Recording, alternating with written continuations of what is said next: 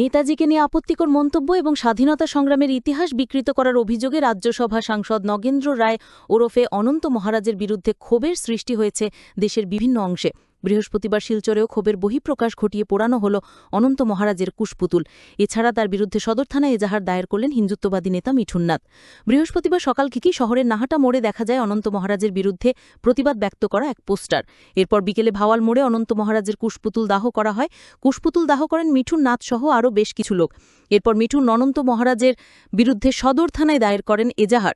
মিঠুন সংবাদ মাধ্যমকে বলেন, নগেন্দ্র রায় ওরফে অনন্ত মহারাজের বিরুদ্ধে পশ্চিমবঙ্গের বিজেপি বিধায়করা যেভাবে সরব হয়েছেন তা ধন্যবাদের যোগ্য, কিন্তু দুর্ভাগ্য বরাক উপত্যকার নেতৃবৃন্দ ইনি সম্পূর্ণ নিশ্চুপ। তিনি বলেন, নগেন্দ্র রায় নেতাজিকে নিয়ে যা বলছেন তা কোনোভাবে মেনে নেওয়া যায় না। দেশ স্বাধীন করতে নেতাজির অবদান সবচেয়ে বেশি। এমন একজন জাতীয় বীরকে নিয়ে অনন্ত মহারাজ যেসব মন্তব্য করে চলেছেন, এর জন্য তার দৃষ্টান্তমূলক শাস্তি হওয়া প্রয়োজন। BTM news, Silchar. জানাই আমরা ভারতীয় জনতা পার্টির পশ্চিমবঙ্গের উত্তরবঙ্গের যারা বিধায়করা, ওদেরকে ধন্যবাদ দিতে চাই যে উনারা কালকে নিজের দলের গাইডলাইনের ঊর্ধ্বে গিয়ে নেতাজির জন্য উনারা যে নিজেদের আওয়াজ তুলেছেন এবং মাননীয় মুখ্যমন্ত্রী কাছে গেছেন, পশ্চিমবঙ্গ মুখ্যমন্ত্রীর কাছে, এবং গিয়ে উনারা ডিমান্ড রেখেছেন যে নগেন্দ্র রায়ের বিরুদ্ধে যাতে ব্যবস্থা নেওয়া হোক।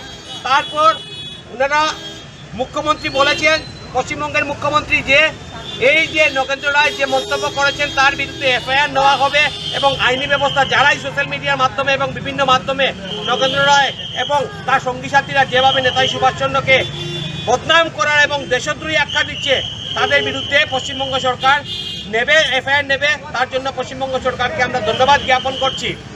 এবং তৎসঙ্গে আমাদের এখানের যারা নেতারা আছেন, যারা দেখছি আমরা বিগত কিছুদিন ধরে ওনারা যেভাবে বিভিন্ন জায়গায় বিভিন্ন সভা সমিতি করছেন, কিন্তু একজন নেতাদের মুখেও আমরা নেতাজি সুভাষচন্দ্র বসুকে নিয়ে যে বিরূপ মন্তব্য হচ্ছে তার প্রতিবাদ করতে কাউকে আমরা দেখিনি।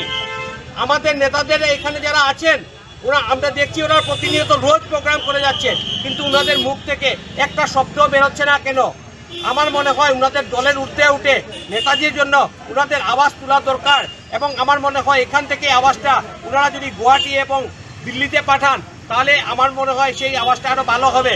কিন্তু দুঃখের বিষয়, এখন পর্যন্ত কোনো নেতাদের মুখ থেকে আমরা নেতাজির যে বিরোধ হচ্ছে, যে নগেন্দ্র রায় যে বিরূপ মন্তব্য করেছেন, এর বিরুদ্ধে কোনো ধরনের কোনো আমরা আওয়াজ আমরা দেখতে পারিনি।